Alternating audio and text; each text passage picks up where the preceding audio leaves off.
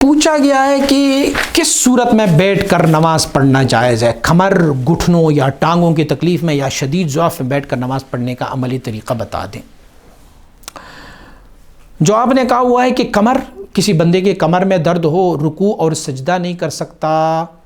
تو بھی وہ بیٹھ کے نماز پڑھ سکتا ہے۔ رکوع اور سجدے پر ایک بندہ قادر بھی ہو لیکن کھڑا نہیں ہو سکتا، قیام نہیں کر سکتا،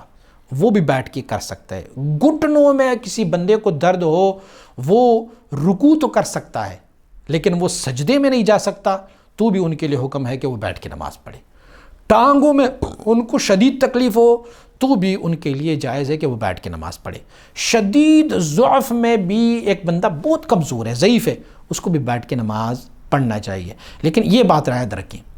کہ کرسی پر بیٹھ کے نماز پڑھنے کے لیے اپنی شرائط ہے۔ ایک بندہ جو ہے نا وہ ضعیف ہے بہت زیادہ لیکن زمین پہ بیٹھ سکتا ہے، ایک بندہ جو ہے جس کی کمر میں درد ہے لیکن زمین پہ بیٹھ سکتا ہے، تو یہ کرسی پر بیٹھنے سے افضل یہ ہے کہ وہ زمین پہ بیٹھ جائے۔ ہاں، ایک بندہ ہے جس کے گھٹنے فولڈ ہی نہیں ہو رہے ہیں تو چوکڑی مار کے بھی نہیں بیٹھ سکتا، تشہد کی حالت میں بھی نہیں بیٹھ سکتا، تو ان کے لیے کرسی کی اجازت ہے، وہ کرسی پہ بیٹھ کے۔ احکام نماز کے یہ ہے کہ ایک بندہ کھڑے ہو کے نماز پڑھ سکتا ہے تو ٹھیک،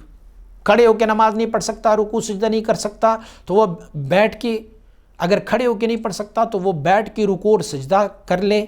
اگر وہ بیٹھ کے رکوع اور سجدہ بھی نہیں کر سکتا تو وہ بیٹھ کے اشارے سے پڑھے، اگر وہ اشارے سے بھی نہیں پڑھ سکتا تو وہ لیٹ کے نماز جو ہے نا وہ سر کی اشارے سے پڑھے، اور اگر وہ لیٹ کے سر کی اشارے سے بھی نہیں پڑھ سکتا تو بھووں کی اشاروں سے نماز پھر نہیں ہے، پھر نماز ان سے ساقط ہو جاتا ہے۔ اسی لیے یہ ان ساری